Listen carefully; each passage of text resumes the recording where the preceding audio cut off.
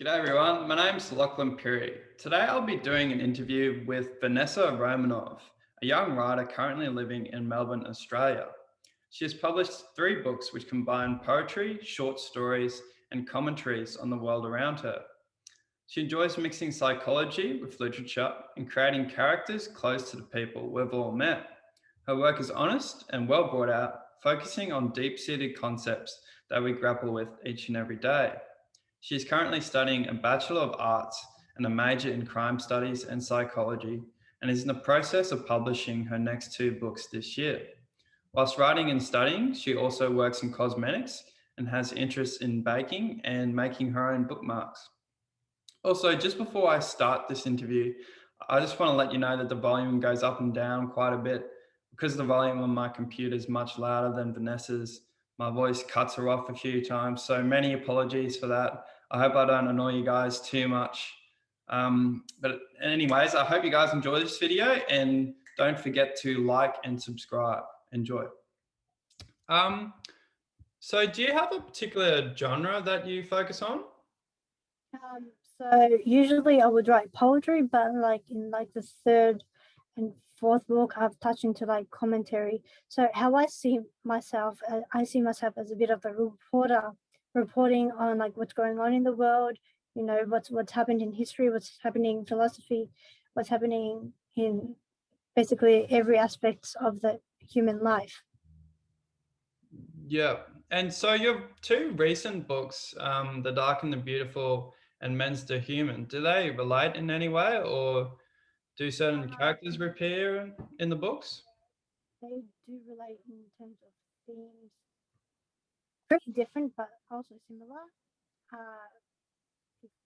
There's a Easter egg in the Men's the Human from The Dark and the Beautiful. So if you want, you can investigate for yourself. But they're both pretty similar in terms of like the themes of death and like life and love, lust, all that. Yeah. So it's similar but different at the same time. Yeah. So tell me a little bit about the characters that you created in your first book, The Dark and the Beautiful. Did you model them around everyday people that you come across with, various character traits and stuff? Or were they inspired by sort of your own people in your own life, or were they sort of very fictionalized? Actually, all three. So all three. There's a scene, which I don't want to get too deep into. That is based on one of my best friends and what she went through with a certain someone. There's a scene where how I met one of my best friends, but like I use different names. I never use people's actual names. I just give them like a new identity because it's much easier. And there's a murder case, no, not a murder case, but like a manslaughter case from Washington, D.C., which is based on the Katie Flynn case. If you want to know, Katie Flynn was a 7-year-old girl who had her head decapitated in a limousine back in 2005. And because of that, it changed the drink driving laws in Washington, D.C. So like it kind of like, it kind of shows how cases can change the law. So like that's a story that's touched me since I was like 15, and it's a really like sad story if you look into it. So. Yeah. So do you relate your stories to real life events, or is there sort of a mix of both? Mix of both. As so when I was writing the Bolshevik, which is about Yakov Yurovsky, if you don't know, he was the lead executioner of the Romanov family, the Russian royalty. Yeah. In the story, I said that he committed suicide.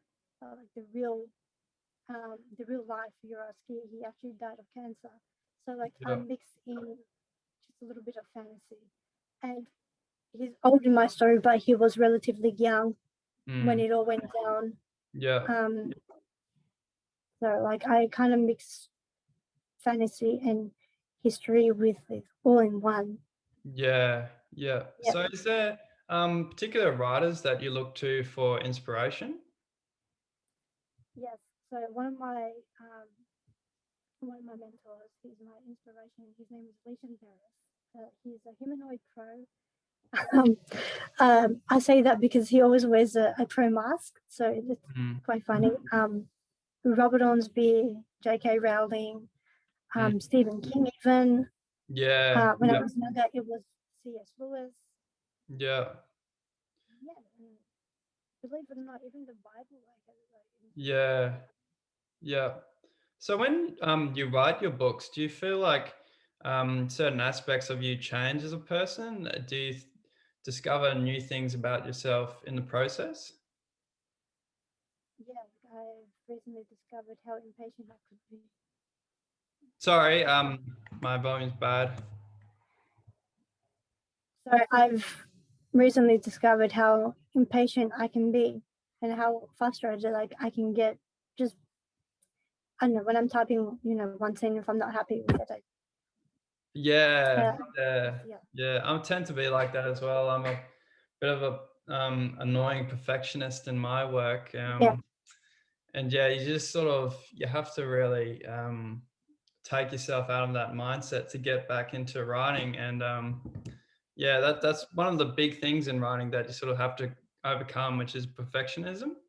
yeah. Yeah, because the writing process can go on for years and years, um, and it all can just be done, within 12 months. And yeah, that's one thing that I'm really I struggle with certainly.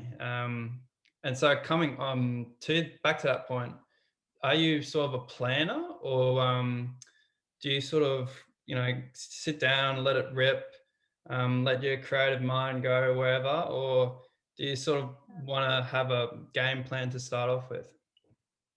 So before The Dark and the Beautiful, I was writing a crime thriller called In the Name of Religion, and I tried to like plan out the scenes, what religious leader was being charged, and I just sorry, excuse me. And I just like couldn't like deal with it. Like I don't know, it just didn't work for me. So um, when I was compiling The Dark and the Beautiful, it was already there. It wasn't planned at all. So I just put it all together, and here we are now. Yeah. So I know from experience that all writers go through a period of self-doubt. Have you ever felt that your work is not up to the standard of being released? By me showing it off to like close friends and my boyfriend. Like Yeah, I just have that doubt in my head where I'm like, oh, is it good enough? Is it yeah, yeah, sharp? Is it what is it? Yeah. yeah. So I'd like you to take me back to the moment. You've done all this work to publish these two books. You've Mm-hmm. done all the editing for them, and the whole marketing and publishing journey as well. What was it like to hold the first physical copies of your books, particularly the first one? Oh, wow. I don't know. I don't know. It was like a dream come true. I remember holding it, and I just kind of blank out because Yeah, yeah, at the age of 10, I've wanted to publish something, and mm, when you have it in your hands, it's like, my God, did I really do this? yeah, Like, I don't yeah, know. It came as a bit of a shock to me when yeah, I published it, like through Amazon. I cried all night. But yeah, like to actually physically hold your own book, I was just in shock. yeah. So, are you looking for writing to be like a full-time sort of gig for you, or is it just sort of a hobby type thing? So in a perfect world, yes, I would, but realistically, I can't. So I kind of was really Yeah, yeah, I'm doing this degree. Sorry, I'm losing my voice. I'm doing this degree so I can work within the Australian justice system. So because I have an interest in working within the court, yeah, particularly becoming a clerk. For those who don't know what a clerk is, it's those ladies that type up the cases. So I find that really interesting for me. Mm. So that would honestly be like a dream that not a dream, sorry, it would be a career that I would like to get into. Yeah, yeah. So, what would you say would be a top tip for anyone looking to become an author, particularly, starting out from rock bottom? What would you say would be your best advice? Have patience. Yeah, Have patience. Keep doing what you're doing. For me, when because The Dark and the Beautiful contains poetry and short stories I wrote from when I was 16. So yeah, like from the ages of 16 to 23, like that was just something that I was collecting. And I just like, you know what? I'm gonna put it into a book. Whatever happens, happens. mm, And there we are. So yeah, yeah.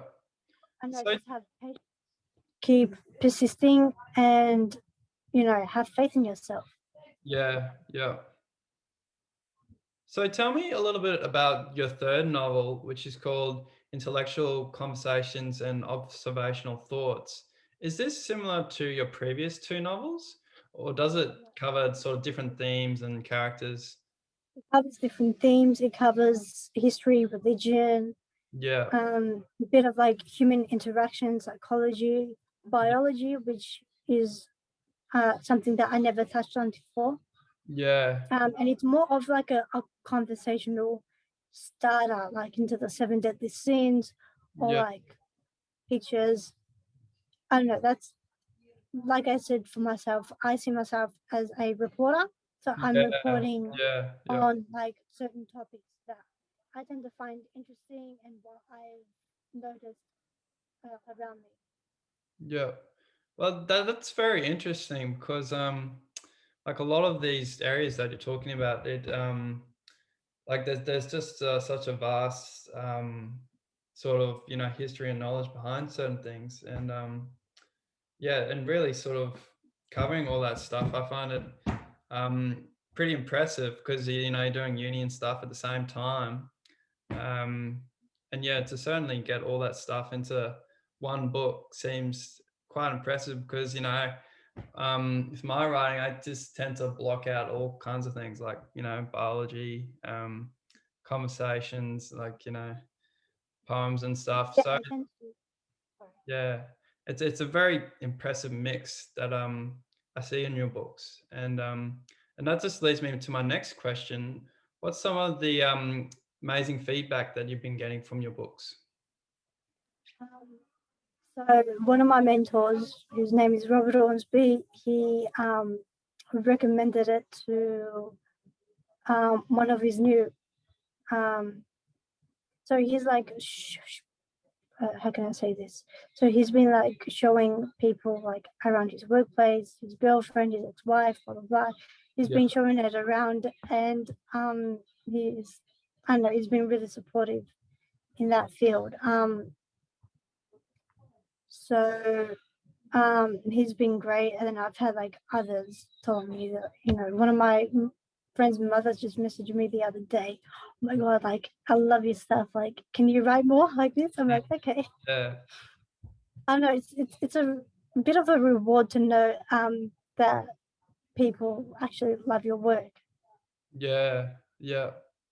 So just to finish, sorry, go ahead. Um, so on a side note, so my boyfriend's mother, she knew I was a writer. So one day he was like leaving some of my books on his bed. She took it, she starts reading it, and like he comes home and she's just like, oh my god, like wow, she's talented. Don't let her go. Oh god, it was. And I had a bit of a laugh when he was telling me. So Yeah, yeah. Sorry. So finally, I'd love for you to share with people how they can get in contact with you, and what's the best way to get a hands-on copy of your books. so um, if you're not from Australia or the Southern Hemisphere, I suggest that you go and get a copy of my books from Amazon. However, if you're in the Southern Hemisphere, because Amazon has trouble like sending things off to Australia. I've had major issues with Amazon in the past, so this is why I use a third party to Yeah. like bring my physical copies to Australia.